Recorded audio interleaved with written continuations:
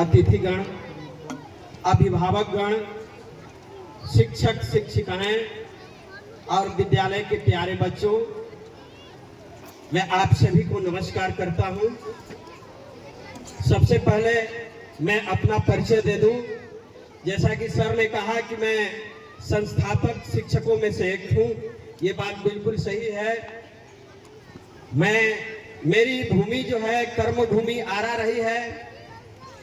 अखिल भारतीय विद्यार्थी जीवन में अखिल भारतीय विद्यार्थी परिषद से जुड़ा था और सरस्वती शिशु मंदिर में मेरी वहां से अध्यापन कार्य की शुरुआत हुई थी। उसके बाद मैं ज्ञान ज्योति में मेरा सिलेक्शन हुआ था। वहीं पर मुझे जानकारी हुई कि भदवर में पीएन एकेडमी नाम की कोई शिक्षण संस्थान ओपनिंग हुई है। मुझे आश्चर्य हुआ कि भदवर जैसे सुदूरवर्ती ग्रामीण क्षेत्र में कौन ऐसे महामानव हैं जो इस तरह का हिम्मत किया, इस तरह का उन्होंने सद्विचार उनके दिमाग में आया। मैं भ्रमण यहाँ इस गांव में चूंकि रिश्तेदारी है तो अक्सर आते जाते रहता हूँ। मैं आया, अपने जीवन की सारी कमाई इस गांव में लगा दी। उस समय मात्र 36 बच्चे थे इस विद्यालय में। सर से हमारी पहली मुलाकात हुई। हम दोनों एक दूसरे से रूबरू हुए।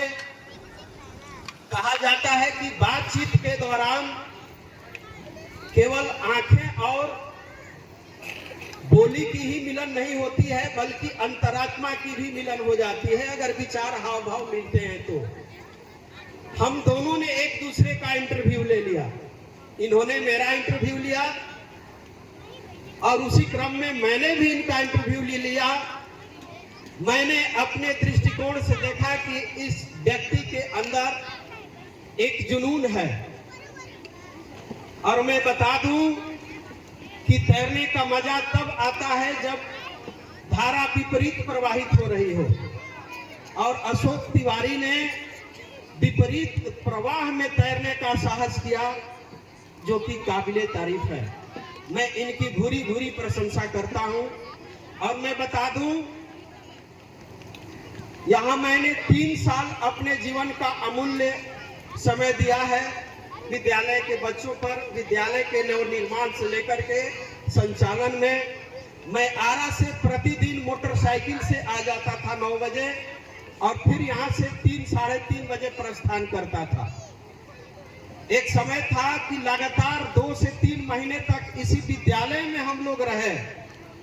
सुबह सूर्योदय के साथ ही हम लोग फील्ड में निकल जाते थे। आसपास के सुदूरवर्ती ग्रामीण क्षेत्रों में प्रचार प्रसार के लिए जाते थे। उसके बाद विद्यालय के समय पर आकर विद्यालय के प्रार्थना में हम लोग सम्मिलित होते थे। उसके बाद क्लास लेते थे। उसके बाद विद्यालय की जब छुट्टी होती थी उसके बाद भी पुनः हम लोग फील्ड में निकल जाते थे। मुझे याद है यहाँ से 2016 में यहाँ से मैं गया था। फिर डीके कार्मल में 6 साल तक पढ़ाई हुई। कुछ ऐसी विशेष परिस्थितियां हुई कि मुझे यहाँ से जाना पड़ा।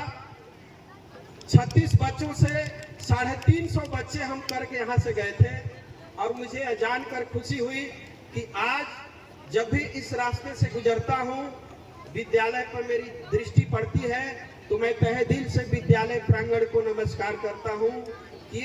क्योंकि मैं आप सभी अभिभावकों को बतला दूं कि आज प्रतिस्पर्धा का दौर चल रहा है।